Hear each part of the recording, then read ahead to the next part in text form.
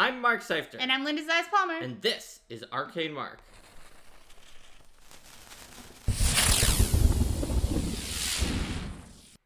Hello, everyone. Hi, welcome to Arcane Mark. Welcome to Arcane Mark Festival's Food and Fashion. So, festivals, food, and fashion are three examples of the kinds of things that add life and color to the worlds that you present to your PCs. The everyday life of the setting of your game. And one of the most important things that we need to discuss in this episode is that you may have even been thinking when you saw this episode, don't they often talk on Arcane Mark about the first rule of dungeon craft being that you don't create something that you're not going to need? You shouldn't necessarily just go and make a whole bunch of stuff that you're not sure if you're going to use. So how can you make festivals, food, and fashion in such a way that you follow the first rule of dungeon craft and that you are not making something that you're not going to use, and still have them be effective and really carry the culture of the setting to your players? Now, one way to do that is just like, if your setting actually has a great book about this, like the travel guide for Lost Omens Travel Guide, you could just have that book, and a lot of that will have already been done in a book like the travel guide. Obviously, you can't always rely on the travel guide, and this episode is mostly not going to be about relying on the travel guide, but instead because in that case, it's like, read the book. The book is awesome. Yes. RTFM, the episode. Then you're set.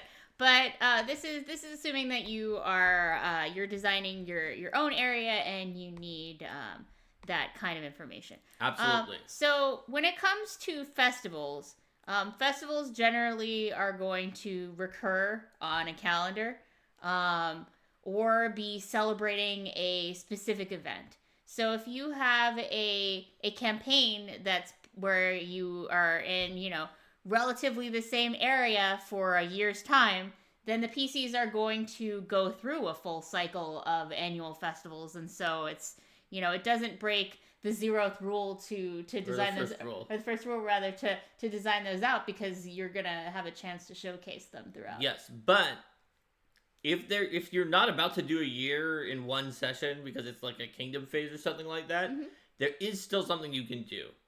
If you want to be someone who is following the first rule. So if your head is just full of ideas for festivals and you just immediately know exactly all the festivals you want, you can just design them all. But if you don't, and it's actually difficult for you, then what you could do is, using the principle of just in time from computer science, figure out what the next festival is that hasn't happened yet, and then design that. Now, this could get you into a bind where you later realize that that you missed one that you should have done, because you're like, oh, right, we should do a harvest festival and then a winter festival. Oh, we probably should have had a summer festival maybe and had one for each season, but we didn't.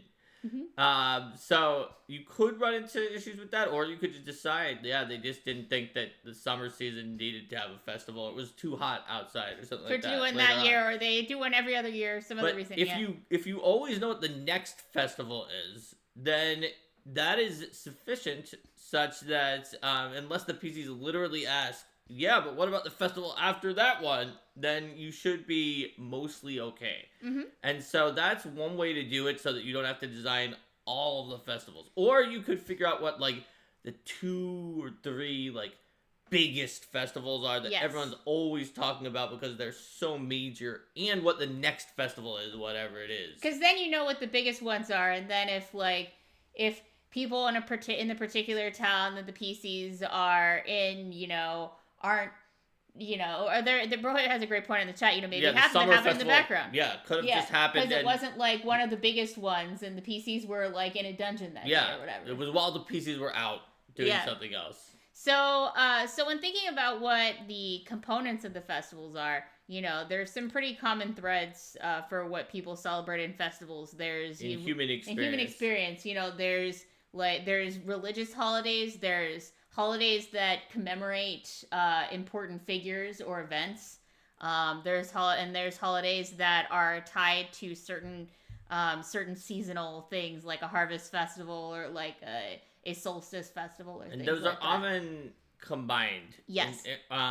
Or even syncretized in certain ways where they like used to be separate but then got combined for some other reason. So often the festivals that are about like annual events like a harvest Mhm. or like a new year or something like that do get combined with religious festivals, whereas national holidays that are like the day of the founding of the nation or like the birthday of the first king of the nation or something like that are less likely to get combined into a religion unless the religion is like a hero worship of the first king of the nation that is like, yes, this first king is now a hero god who has gone to join the gods of light in their dwelling in the heavens. And it is the people who worship the first king as a hero god think that first king's birthday is their most religious holy day.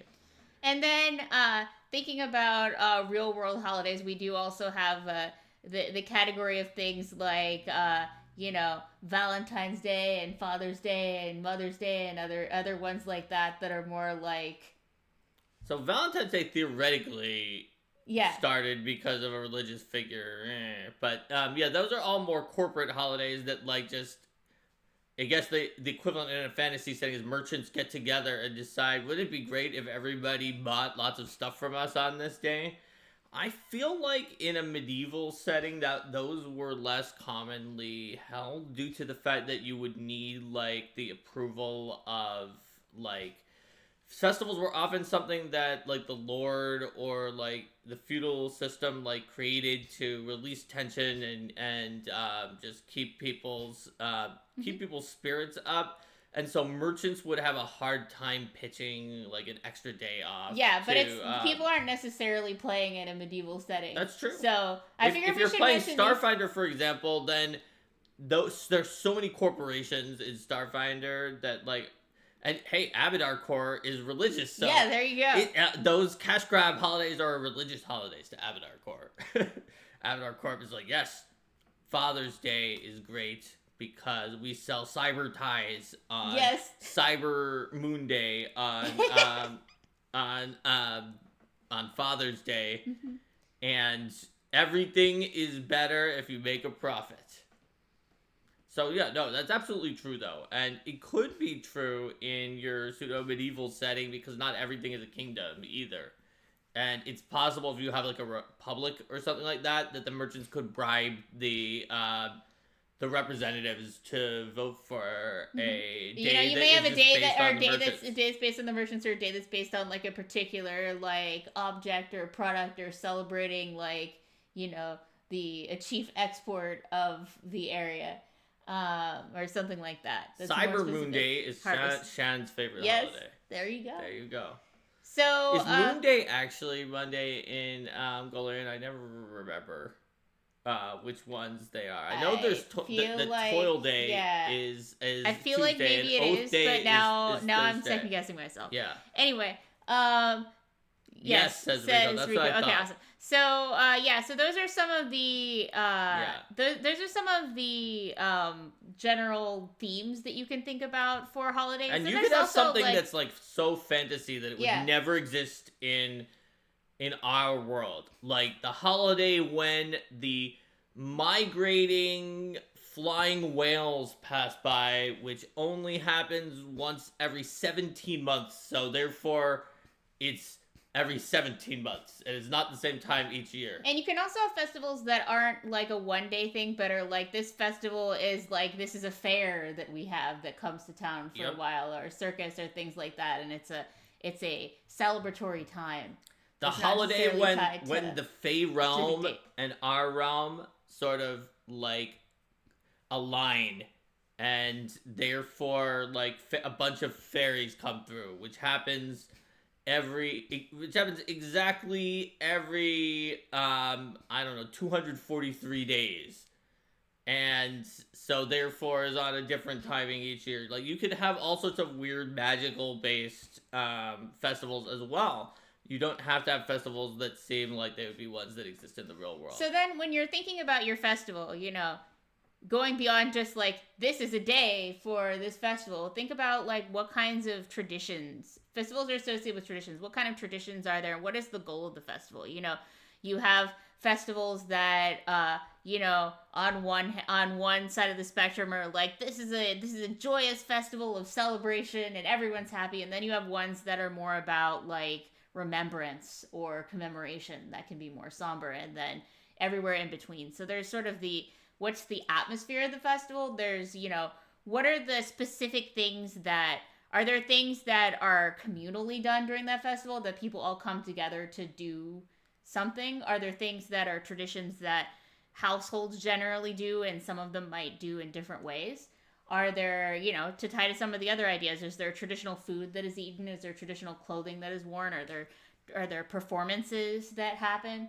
Are there are there traditions for like giving gifts, or are there decorations that are going to be made in the town? Joyous holidays, somber holidays, or ones that like kind of the idea of Krampus coming around and doing terrible things. You could have holidays that are downright terrifying, right? Yeah. Imagine in Golarion if there was a day that everyone knew was the day that Urgathoa first arose as the first undead, and people knew that because of the fact that if you didn't perform the appropriate holiday rites, there'd be in your cemetery and in your home, your dead relatives would come back to life as undead with a high probability and attack you. Yeah. And so there can be holidays that exist because it's scary and there's something bad. Or where you're propitiating something dangerous, something deep and dark is trapped within the heart of this wood. And if we don't make a sacrifice, if we don't do the correct holiday every season on the right day, it will escape.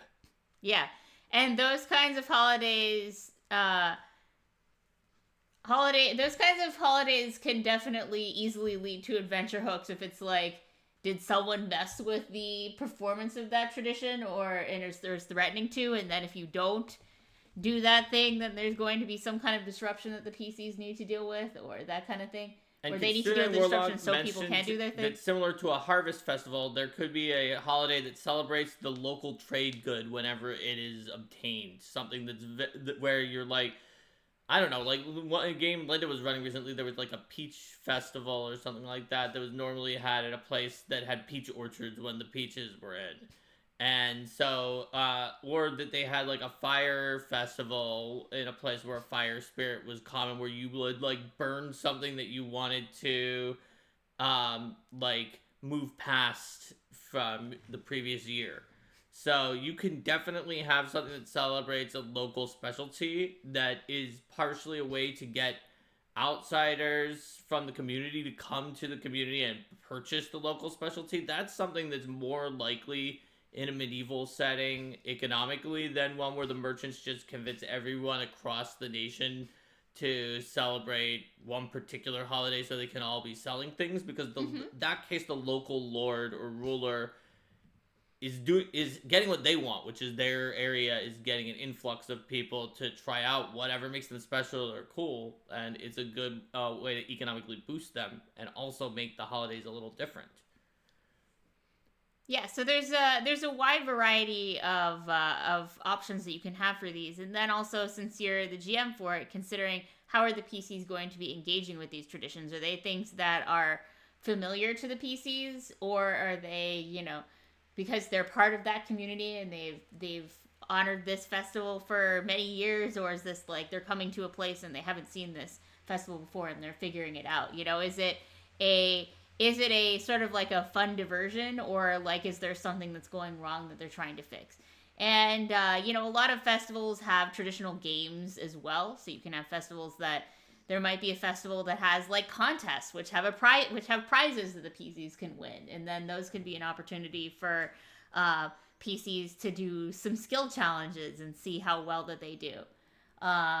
Or the PCs might be in a role of being responsible for coordinating a festival, and then they need to sort. There's a little mini game of sorting out logistics, but then you also have something where maybe there's someone who's going around causing trouble, and then the PCs need to be security. And because it's a world with magic and mysteries and all sorts of other things going wrong, you can have larger than life issues that come up.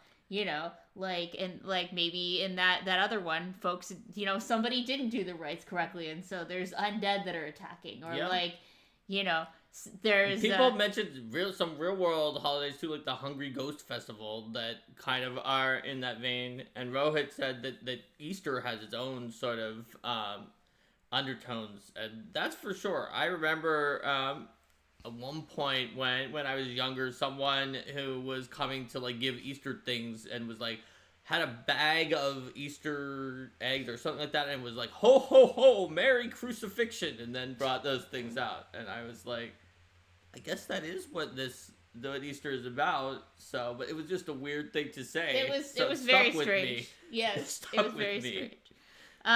So with the comment, holiday done wrong, the dead will rise, feels like it's less fun than holiday of eat lots of food. What if you have to eat the food so that the dead won't rise, because they rise because of the emptiness within your belly? And then also they want to fill you with like their spirit and then possess you. But if you eat enough food, then they won't rise. There you go.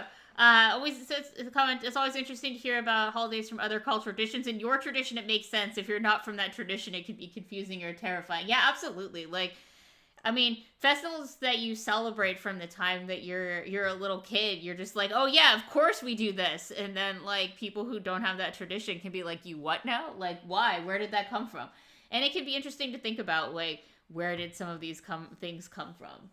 Yeah, for sure. When you're putting things together. So like that Fire Spirit festival, for example, came from a time when the Fire Spirit was enraged and was burning things that people didn't want to have burned, and so people were able to sort something out where they could say, okay, we're going to burn things of significance to us, but that represent things that we're moving past, and because then those items were had mental and spiritual significance to them, then that acted as a appropriate sacrifice. And then in the game, then there was an issue with a ley line, and then water spirits were becoming too powerful, so they were suppressing the fire spirit. And then the worry was that if they weren't able to make their proper sacrifices, the fire spirit would come out and burn things down eventually, and there would be a huge problem. So the history of that festival in that case was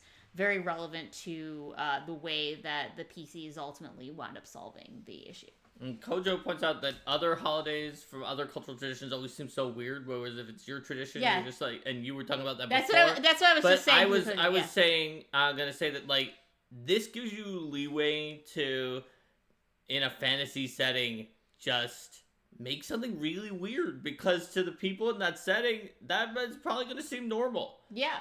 It can't be weirder than some of the holidays on Earth. I mean, maybe it can because there's magic. Yeah, there's magic. It can't be people with magic, it won't be weirder than us without magic doing things like we do on some of our holidays. Yeah. So this is a little mini course specifically on festivals, because festivals are a specific event. There's a lot of different angles to them. Food and fashion are something that's just sort of ongoing, but they're a smaller ad, whereas like when you add a festival and you're not just penciling over it, it can be a big thing. Like the festival Linda created for this Roll for Combat's Indigo Isles setting was like an entire chapter of the adventure is the festival that Linda made. So like that generally happens when the festival gets a forefront, is that you're going to spend a session on the festival or whatever. Like, even if the festival is not one where there's like a major attack or some giant bad thing happens. I remember like I was running a post-Arthurian game and they had like a tournament and there was no monster attack. Mordred doesn't come back from the dead and kill everybody at the festival. Like, it was just a normal tournament, but it still took a while. Because we were competing in the tournament. Some of us were competing in the tournament. Some of us your were character would win. cheating in the tournament. Well, my character was a very honorable knight. the other people were cheating so that you would win because They wanted you to make win. sure that my character won without realizing that they were cheating. So like the thief was doing all sorts of things, like sitting in the right place of the stands to like angle a mirror to glare to light glare in the light other in the person's eyes, face. and like spiking his booze with like magical stuff so that he would have buffs without knowing it, and all kinds of stuff. I feel like 80% of the money you guys earned across that entire campaign was earned by like betting for your character when your character was not favored to win because you were definitely worse, Yes. and then cheating to make sure your character would win. Yes, and I don't think he ever figured out that he didn't win legitimately, because they That's were true. pretty subtle about it. That's definitely true. So like festivals are going to take a big amount of attention. Food and fashion are something you can just bring up. And therefore, it's easier to work on them without violating the first law of Dungeon Craft because, first of all, you could have just not said anything. Like, you could be in a village for 3 sessions before you mention that their local specialty is that it's jambalaya, rice with beans and plantains or something on top. And you're like, yeah, I based this off of a famous dish from Ghana, and this is a dish that they have in this local region. And you've been eating it all along. And then one of the characters is like, my character, if I eat plantains, my arm turns into a dragon and then bites my neck and kills me. So I wouldn't have been eating it in the past. It's my curse that I didn't tell you about. It was on my character sheet. You didn't read my 12-page backstory. And you're like, okay, so you haven't actually been eating this one because that happens when you eat plantains. Does it happen with bananas too? No, just plantains. Okay, you had a very that's bananas, very specific. so therefore, Yours okay. didn't have plantains on it. You got a different Yes. food. So, like, most of the time, unless you have Exactly. that situation, you could just kind of bring up the food whenever you feel like it to make it more interesting. And suddenly, you wonder, you have this Ghanaian dish that is in this area. Like, what other elements of this culture that are here might be similar to a place that has the same climate as Ghana, potentially? Is that why it has these particular components that are in it? Or is there a different reason you just felt like it doesn't really matter, but it can help you think more about a whole lot of things because food tells you about a culture in a way that some things don't. And food isn't universal either. You're gonna have a lot of different things, and the kinds of things that people eat just like every day, the kinds of things that people eat if they don't have a ton of resources, versus like the kinds of things that people are going to be eating at like a festival or like a huge party, or one of those stereotypical like fancy multi-course one of the feasts where something inevitably happens during it. Yes, and in a fantasy setting, in the same way in our world, there are people who like to eat insects and there are people who don't eat them, right? In the fantasy setting, think about some of the weirdest things that exist and think about who eats them.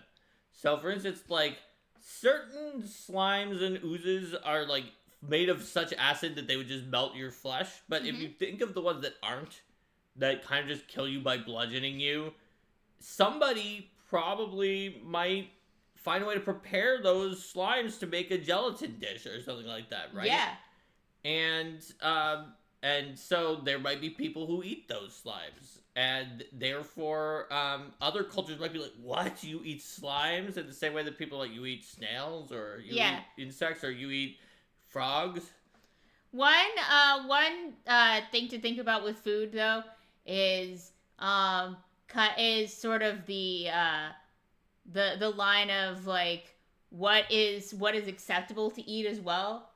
Because, like, in some cases you might have something that's like, oh yeah, this is dragon meat or whatever, but then it could be like, wait a minute, dragons are smarter than people, isn't that like weird? Yep. So if you are going to get into that could be a cultural difference. Into that could be a cultural difference, yeah. Yeah, after a situation in organized play where like the Andoran people kept trying to eat sapient creatures. I know I had, like, an archer from Cheliax who was just thinking it was a cultural difference where Andoran would always eat sapient creatures, and where she was just horrified. It was just like, why are you eating all of these things? They're smarter than the Nagaji in the party.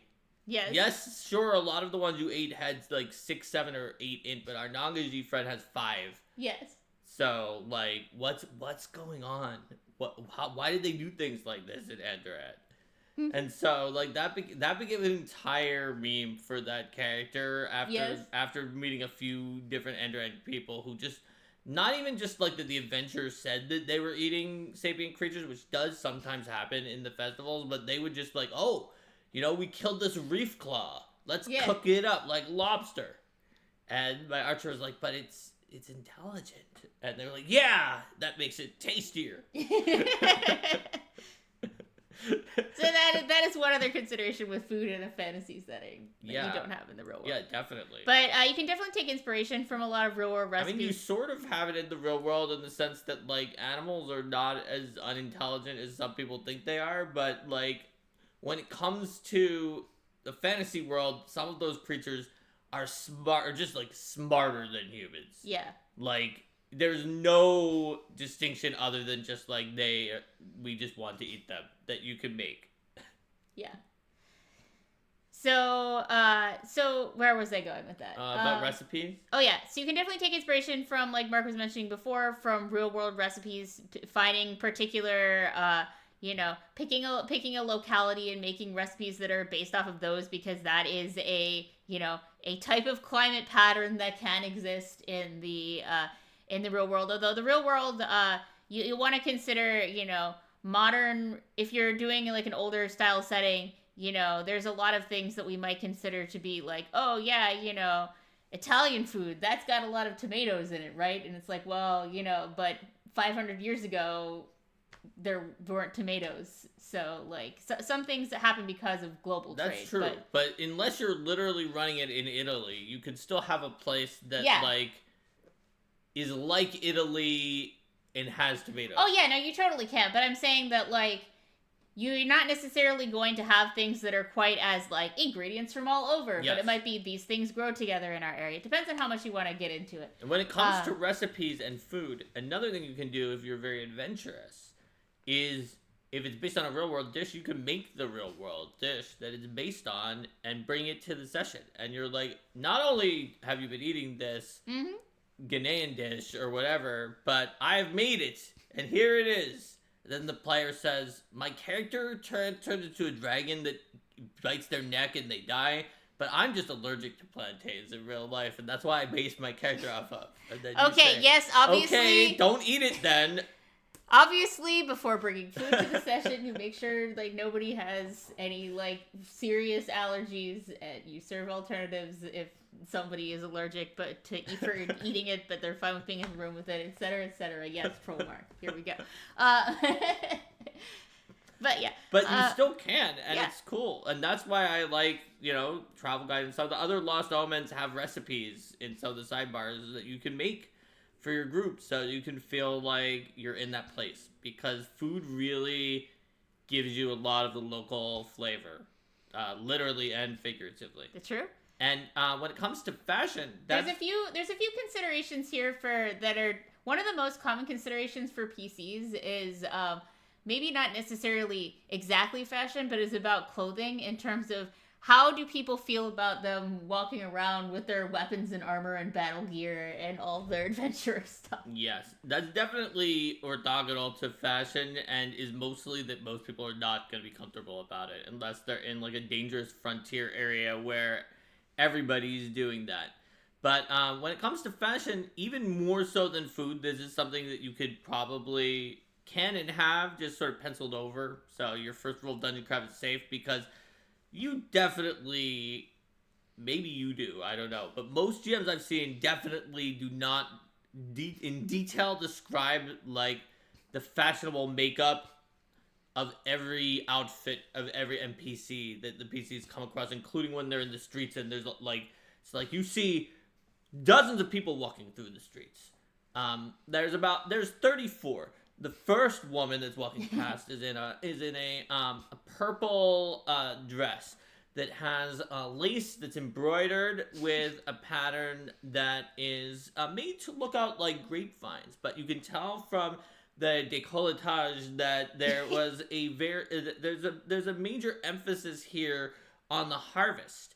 And the hem of the dress is done in such a way that that the bottom flares out, and you got a critical success on your fashion lore check. Well, then you know that while You this know dress that- was very stylish 5 years ago, the fashion has since shifted too. It's shifted because it was made by the fashion designer Emile Lurata, who was discovered to have made an infernal contract for his infernal fashion skill, and then everyone decided not to like him anymore because he had gotten his abilities from the devil. At which point, a lot of people were stuck with very expensive dresses like that that they just still had, and some people still like it and are like, well, you know, he made the deal with the devil, but it's still a good dress. And so there's like a major fashion dispute, and then there's 33 other people that are out here on the Let street. me tell you what they're wearing. So you probably didn't do that. So- You may have said like that they're in a fancy courtier's outfit, and this person is in simple peasant garb, right? That's probably what you say when you're So describing there's a their few. outfit. So there's a few places where you're gonna definitely see things showing up. There are events that focus or highlight what people are wearing. So, you know, there are things like festivals where you might have like costumes, or you might have something like a masquerade ball, or other cases where what people are wearing is direct and significant. And like, you know, it symbolizes something about the character, what it is that they've chosen to wear. Then you have just sort of the everyday, and this comes in more for like the inspiration for visuals. So if you are doing something where, you know, you're publishing something, or you have the ability to order art, and like or commission art and then have a piece that shows, hey, this is what this looks like. Or you can take a look for art online, you know, in places, Googling things up, or going to Pinterest or Instagram or other places like that, and finding sets of images that get across a certain theme of how people would dress. Considering things like, you know, what's the climate like? What kinds of activities are they doing? You know, the way that someone's going to dress at the docks is different from the way that someone's going to dress in, you know, in crowded city streets is different from the way that someone is going to dress on a farm, etc. You can consider like what kinds of materials are available. Are there certain colors that are reserved for certain things, or seen to be fortunate or unfortunate? You know, Yep. do people like do people wear, like, you know, people wear headscarves? You know, do people wear, or what accessories do they wear? yeah. So there's some questions and a back and forth in the chat between Rohit and Blaubot about fashion in Golarion. So based on some of the adventures that are in Golarion, the question is like, would it be slower to change because of industrialization? We can see that depending on where you are in Golarion, the answer varies wildly. Certainly if you're just like a farmer who's out in the middle of nowhere, you probably don't care and you just want to wear something utilitarian. But there have been adventures that have shown, like, for example, like, people found in the ancient Osirian that had, like, art of their fashion that didn't look that different than some of the people in modern Osirian, even though it was tens of thousands of years before. And there have been adventures where I think, like, in Vyre or somewhere like that, it was stated that whatever last week's fashion is has gone out of fashion. And you need to get another fashion by then, or else you're going to look like you're out of date. So there's some areas, especially when you're dealing with rich merchants or the nobility, where it is a display of wealth and magic that you are able to just constantly keep changing to another outfit.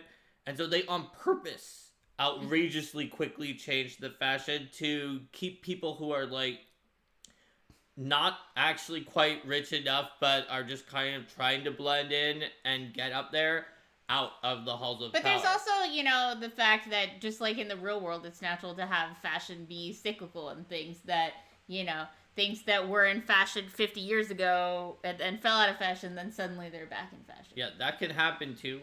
To some extent, you could say that the Osirian situation is like that, due to the fact that after throwing off the yoke of Kadira, that Osirian is like, let's go back to our own awesome cultural history. And so maybe now they're wearing things that are more based on ancient Assyrian. There's also the role of fashion as a way for people to outwardly present their religious or cultural identity. So you wouldn't. So fashion in an area isn't going to be a monolith. Especially if it's a very cosmopolitan metropolis. It's going to be very, very different because you not only have different cultures, you have different ancestries. And consider this. Some of those ancestries, ideas of fashion, assume they don't have the mindset of somewhere like Vire or wherever where they change it every week, but it's more of a like, what do I think is fashionable? And I'm not dead yet because I'm not a human. I'm an elf and I live for 500 years. Mm-hmm. And so therefore elven fashions may be perhaps like a weird mix of several different fashion movements because of the fact that the people who are still alive from that other movement may still think it's great and are still wearing it, whereas younger elves maybe have their own movement, and you could sort of tell, even though they don't age that quickly, so it's harder to tell, like, based on looking at, like, their face. You could maybe tell based on their outfit. It's like, oh, this elf is in that outfit. Therefore, even though a 100 to 300 year elf look mostly similar to each other, I can tell they're probably more in the 200 range because no one under the age of 123 would wear that outfit. Yes, obviously. Yes.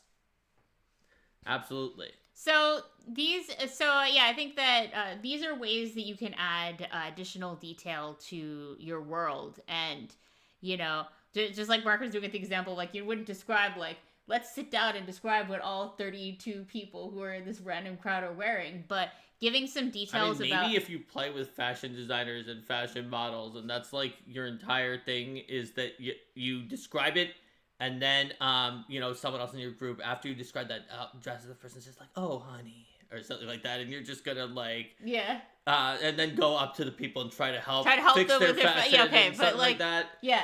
Every table is different. Some tables like to focus on things that other tables are just like meh.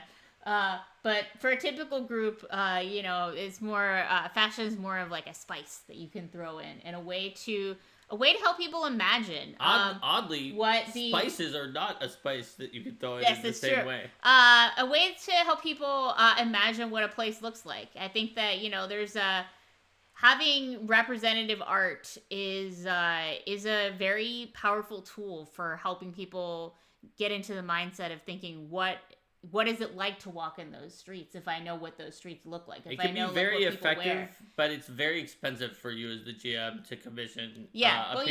Commissioning is expensive, but just finding things online that represent what you're going for, and then being like, oh yeah, if there's a real world fashion that's similar to it, and you're not doing something where it's like. The new fashion is orbiting scrolls that use magic to orbit around you in place of various pieces of garment, but there's enough scrolls that it's always covering you. Yes. But in many cases, you can find something that can represent that idea. Let's see what happens if I Google outfit made of orbiting scrolls. Outfit made of orbiting scrolls. I'm sure nothing will go wrong. Outfit made of orbiting scrolls. There's nothing. Yeah, well, because there's no such thing as an outfit made of orbiting scrolls, Mark. Okay. That's not how you. Yeah. That's not how you find an outfit made of orbiting scrolls. That's not like a thing. Anyway, I'm sure there's art of it somewhere, but I don't know how you would even begin to find it. Regardless, yeah. So anyway, those are some of the details. Are there other things other than festivals, food, and fashion, and sort of this thematic color space that you wanted to discuss? I think mainly those, but you could use some of the same tips that we showed you on festivals, food, and fashion to talk about like other aspects, like someone's daily routine, or like what parts of the day do people use in the area, some of which are based on climate. Like if it gets too hot in the middle of the day, then they might have a midday break, things like that. Think about where they are, think about the climate, the cultures, because there may be multiple ancestries that are working together there. And a lot of fantasy cities sometimes get a little lazy and are just like, this is the city of only dwarves, and here's the city of only elves. And sometimes try to think of how cultural diffusion can change a settlement. For instance, there is a town called Nilbog in the Indigo Isles that used to be a Cragrag mining town, mostly exclusively. It had Cragrags, Hardragons, and other miners. It was founded by Cragrags. But then a bunch of Banog came from the Dreamlands, and now it has a dream market. And there's like a whole day-night thing where at night the Banog leader is considered to be the one that you go to as like the mayor, and during the day you go to the leader of the miners.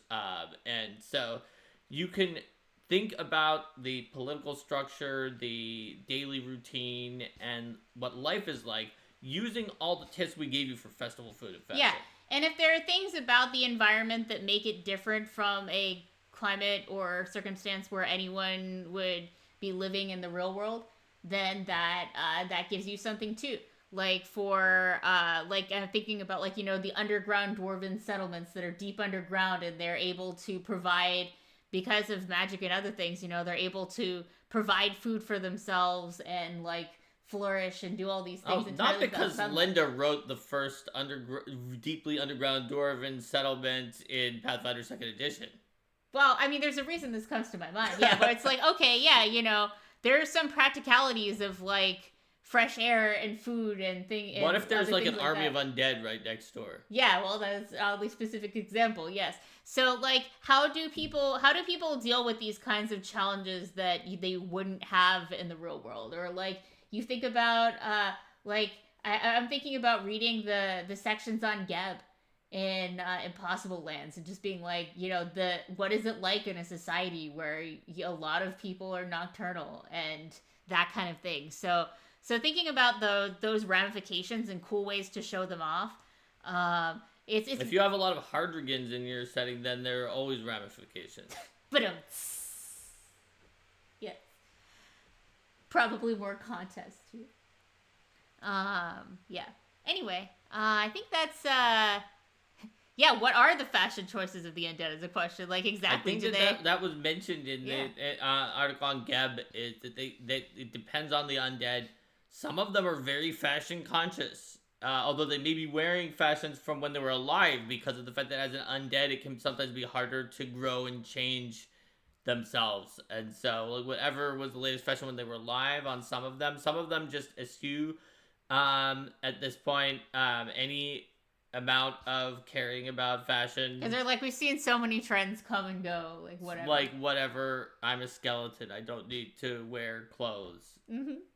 So there's all sorts of opinions, I think, among undead. Okay, so I think we covered festivals, food, and fashion. So let's say goodbye to YouTube, and then our outro, where we also figure out the vote. Bye, YouTube. Bye, See you YouTube. next time.